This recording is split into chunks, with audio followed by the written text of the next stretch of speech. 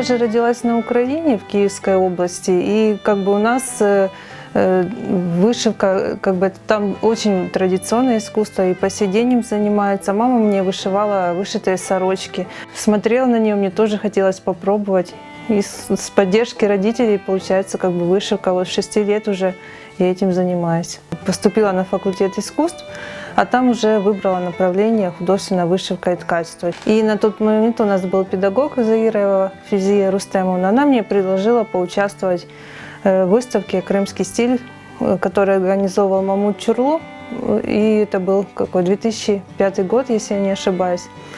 Хотя я и с крымско-татарским искусством вообще связи никакой не имела, понятия не имела, что это такое. Но она мне буквально там показала несколько швов мыхлома, дала вышить маленький такой кисет в этой технике, и чтобы принять участие в выставке. И вот когда я этот кисет на выставку принесла, уже экспозиция практически была готова, и взглянув на стены, а зал уже был украшен, это там были и килимы, и керамика, и работы в различных техниках, меня это, конечно, поразило, потому что я никогда в жизни не видела вот такого удивительного народного творчества, скажем так. И вот с тех пор увлеклась, и с тех пор вот занимаюсь вот уже 15 лет крымско-татарским искусством. Самое главное, когда твоим близким людям нравится то, что ты делаешь.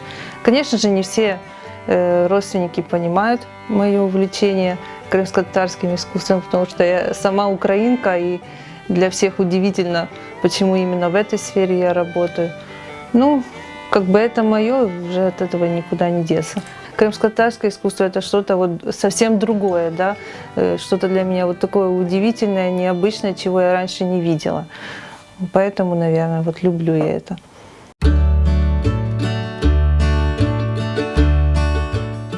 Мне кажется, к этому должна быть большая тяга, потому что вышивка – это самое трудоемкое из декоративно-прикладного искусства. Здесь, как вам сказать, нету быстрого результата. В вышивке важна усидчивость очень, то есть это еще и вопрос такого характера, потому что сидеть и стежок за стежком выкладывать – это не так просто, конечно же. И мне кажется, к этому вот должна быть какая-то все-таки предрасположенность обязательно. Я стараюсь, чтобы каждый день что-то делать обязательно. То есть я себе говорю, хотя бы полчаса я должна вышивке посвятить. А когда я вижу отрез ткани, у меня сразу возникает миллион идей, что из этого можно сделать, что можно вышить, что из этого может получиться. Вот. Поэтому я вот для себя такое выбрала не самое популярное направление. Тем не менее, как бы, вот, ну, это мое, оно мне по душе, поэтому этим занимаюсь.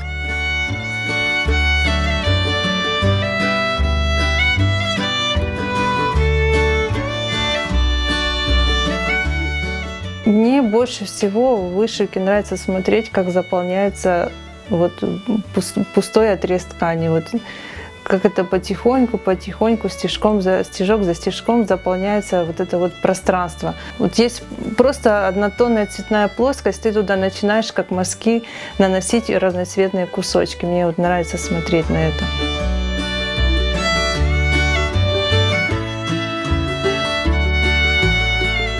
Это двухсторонняя техника татар-ишлеме. Двухсторонняя, потому что с лица и с изнанки абсолютно одинаковая, вышивается без узелков, насчитывая 64 различных шва. В этой технике в основном вышивались вот женские головные покрывала, декоративные полотенца, мужские пояса, учкуры и платочки для приданого.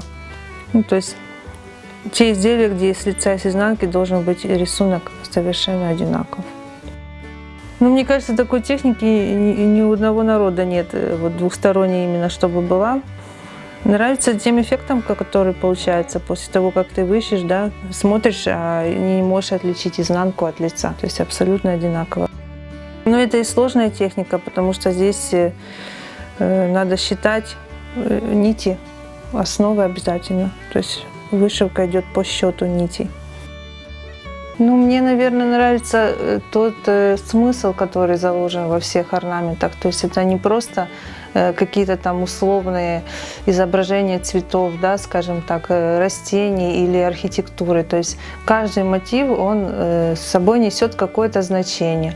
А сочетание этих мотивов уже рождает определенную историю. То есть ты о каждом орнаменте можешь целую историю рассказать.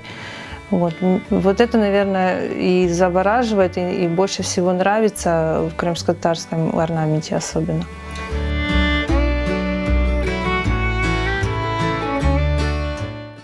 Вдохновение, конечно же, со старинных изделий.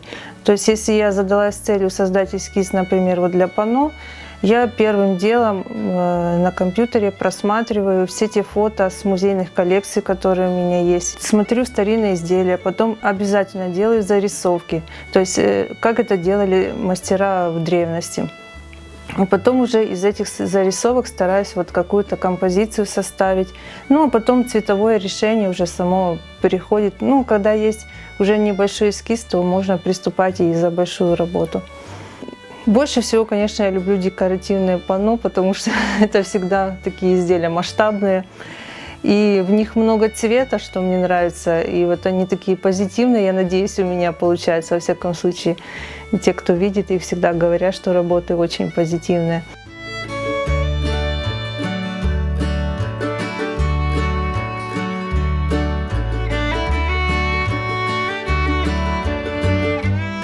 Не знаю, может быть, это внутри, хотя я бы о себе не могла сказать, что я такой прям жизнерадостный человек.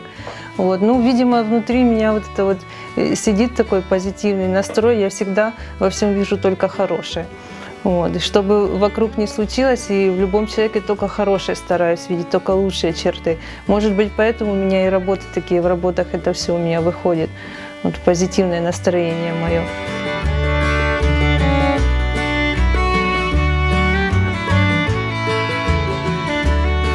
Больше всего, конечно же, я люблю к выставкам готовиться, потому что здесь уже нет никаких ограничений, то есть ты делаешь то, что тебе нравится, как ты хочешь, то есть здесь уже включается твое личное творческое мышление. Вот. И особенно приятно, конечно же, когда работы, которые ты долго готовил, еще и с выставок потом попадают в хорошие, добрые руки. Как это у меня когда-то было в 2011 году. Была организована выставка в американском посольстве в Киеве. И тогда на выставку попали 7 моих панно. И все 7 панно с этой выставки были куплены. Как оказалось, потом они даже аукцион устраивали, потому что было много желающих, кто хотел приобрести эти работы. И я всегда радуюсь, когда работы попадают в добрые руки, потому что для меня вот каждое мое декоративное панно – это как ребенок.